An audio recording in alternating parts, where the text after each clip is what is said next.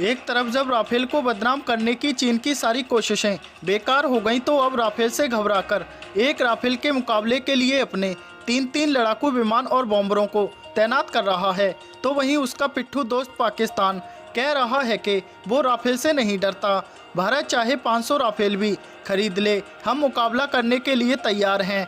और हद तो तब हो गई जब उसने कहा कि भारत चाहे राफेल ले आए या S-400, हम तैयार हैं। दरअसल भारत के सिर्फ 5 राफेल लड़ाकू विमानों से पाकिस्तान इतना डर गया है कि उसे समझ ही नहीं आ रहा कि वह क्या करे, जिसके चलते पाकिस्तान खुद को झूठी तसल्ली देने के लिए ही भारत को गीदड़ धमकियां देने पर उतर आया है।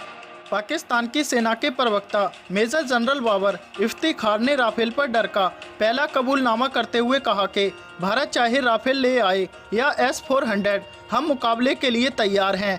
अब देखा जाए तो पाकिस्तान की इन गीदड़ भभकियों से पता चलता है कि भारत में राफेल के गृह प्रवेश के ठीक 15 दिन बाद ही पाकिस्तान ने मान लिया है कि राफेल से मुकाबला करने की उसकी हैसियत नहीं। और इसका अंदाज़ा आपको मेजर जनरल बाबर इफ्तिखार की इन बातों से लग जाएगा, जिसमें उन्होंने दावा किया है कि पाकिस्तान का डिफेंस बजट बहुत ही ज़्यादा है, जो कि इस समय 17% है, जबकि हकीकत ये है कि पिछले 10 सालों में डिफेंस बजट बढ़ने की बजाय घटा है।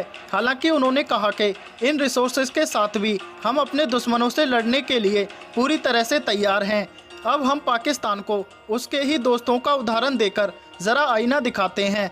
दरअसल जो चीन अब तक राफेल को अपने J-20 लड़ाकू विमान के सामने कुछ नहीं समझ रहा था, वही चीन अमेरिका के डिफेंस एक्सपर्ट्स के इस खुलासे के बाद कि राफेल अमेरिका के 5वीं पीढ़ी के लड़ाकू विमान F-35 से सिर्फ एक कदम दूर है। और चीन के पास राफेल से मुकाबला करने के लिए एक भी लड़ाकू विमान नहीं है, और उसे एक राफेल के मुकाबले के लिए 3 लड़ाकू विमानों को तैनात करना पड़ेगा। यकीन मानिए चीन ने ऐसा करना शुरू भी कर दिया है।